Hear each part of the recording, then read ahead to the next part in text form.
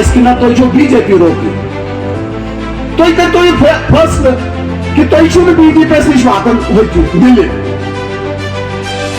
Vote एक बार आप दीजिए अपने गांव के पानी के लिए, सड़क के लिए, स्कूल के लिए, अस्पताल के लिए। नरेंद्र मोदी जी के हाथ खुले हैं आपको देने के लिए। ये चोर कहां से आपको पानी देंगे?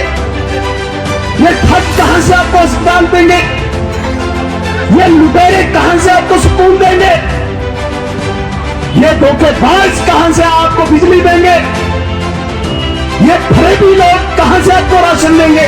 झूठ, फरेब, धोखा, बेईमानी, चोरी, लुटेरे ये कुछ नहीं देंगे। आप एक बार आजमाइए नरेंद्र मोदी जी को। बिजली पानी नरेंद्र मोदी जी देगा, सड़क स्कूल नरेंद्र मोदी जी देगा और हम उसकी जिम्मेदारी लेते हैं। आगा मोहसिन साहब की जिम्मेदारी हम लेते हैं। इसको यहां पर मल्ले उमर बनाइए, फिर आप बड़गाम को देखिए। और बड़गाम मैं कहता हूं ये श्रीनगर के नजदीक है। दिल्ली के नजदीक आप जाके गुड़गांव को देखिए, दिल्ली के नजदीक आप जाके नोएडा को देखिए। हम आपको गारंटी देते हैं, एक बार आप भारतीय जनता पार्टी को आजमाइए, यहां पे गुड़गांव और नोएडा से भी अच्छा बड़गाम आपको मिलेगा। वरना ये बुजुर्ग जो पानी के लिए यहां पे तरस रहे, हम गारंटी देते हैं आपको, हम पानी लाएंगे। लेकिन एक बार आजमाइए, आप इन चोरों को भगाइए, इन लुटेरों को भगाइए जो ये कह रहे हैं कि आप बिजली, पानी, सड़क, स्कूल अपने गांव के लिए वोट जब मांगोगे, यहां का गांव का कोई बुजुर्ग या नौजवान कोई खड़ा होकर अपनी बिजली, पानी, सड़क की बात करेगा, ये कहेंगे बीजेपी को रोकना है। नहीं, इनको बोलो कतई भी नहीं, तुम तो रोज दरवाजों पे होते हो, ये बीजेपी है, तुमको बोलते नहीं हम नहीं बनाएंगे, हम कतई भी इन चोरों के साथ सरकार नहीं बनाएंगे, हम कतई भी इन धोखेबाजों के साथ सरकार नहीं बनाएंगे, हम कतई भी नहीं इन ठगों के साथ सरकार बनाएंगे, हम कतई भी नहीं इन लुटेरों के साथ सरकार बनाएंगे। जिन्होंने गरीब को धोखा दिया, जिन्होंने गरीबों को लूटा, जिन्होंने गरीबों के साथ फरेब किया, बीजेपी उनके साथ सरकार बनाएगी? किस खौफ में हुआ?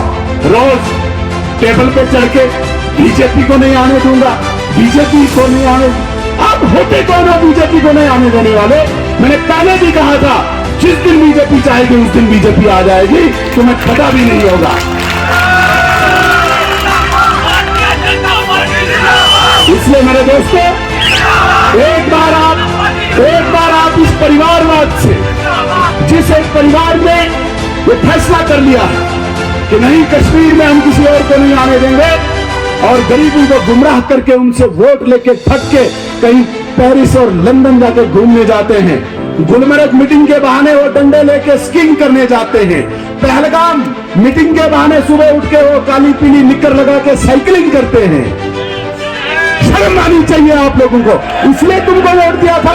2024 में जो मैंडेट यहां पे एक पार्टी को मिला, वो बहुत बड़ा एक मैंडेट था, और हमारी जितनी जिंदगी है 96 में भी वो मैंडेट इस पार्टी को मिला, 96 के बाद सबसे बड़ा मैंडेट 2024 में मिला। और मेरा ऐसा मानना है, जितना मैंने स्टडी किया इस चुनाव को, सबसे ज्यादा वोट इन नेशनल कॉन्फ्रेंस को नौजवानों, एक मिनट रुको यार, अरे रुको, नारा नहीं बीच में दो, अभी फिर मोशन टूट जाता है। सबसे ज्यादा वोट 2024 में अगर इस पार्टी को, इस ठग पार्टी को मिला था, वो नौजवानों को मिला। नौजवानों ने ख्वाब देखा, स्वप्न देखा था। जिस नौजवान के घर में बूढ़ा मां बाप पड़ा है, उन्होंने तुमको वोट दिया था। उनको लग रहा था कि तुमने जो ख्वाब दिखाए हैं, शायद हम कोई कमाई कर पाए और इस बूढ़े मां बाप के लिए दवाई ला पाऊं, इस ख्वाब से तुमको नौजवानों ने वोट दिया था। उन नौजवानों ने दिया था जिन नौजवानों के घर में जवान बहन पड़ी हुई है, उसकी शादी के लिए उसके पास कोई कमाई का जरिया नहीं है। और तुमने जो ख्वाब दिखाए थे, उस ख्वाब को देखकर उन नौजवानों ने वोट दिया था कि शायद तुम कमाई का जरिया लाओगे और मेरे घर में जवान बहन उसकी मैं शादी कर पाऊं।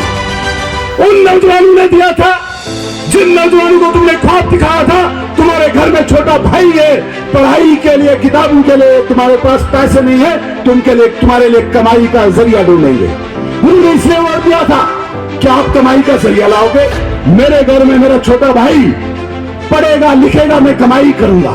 चोर चोर कर दिया तुमने, साइकिल चला के, स्कीम के वो डंडे चला के, काफी की वो मशीन चला के, एक 2-2 लाख के लगा के तुमने उन नौजवानों के सपनों को चूर चूर कर दिया।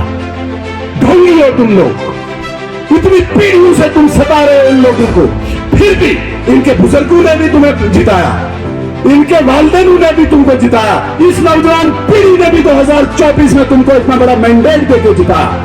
जब 2024 में यही पार्टी दिल्ली आई और कहा कि नहीं मुझे आपके साथ रहना है, तब भी हमारी लीडरशिप ने कहा नहीं, आप वापस जाइए, आप सरकार चलाइए, आपको सरकार चलाने के लिए जो भी मदद चाहिए हुकूमत हिंद आपको देगी।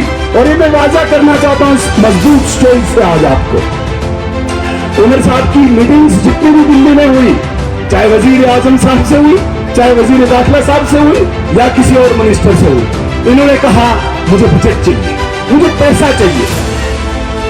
नरेंद्र मोदी जी ने कहा जितना पैसा आपको चाहिए आप ले जाइए, पूरा बजट जो इनको चाहिए था आप आरटीआई देकर निकालें, पूरा बजट उमर साहब के हवाले किया, जाओ आप तरक्की करवाओ कश्मीर की।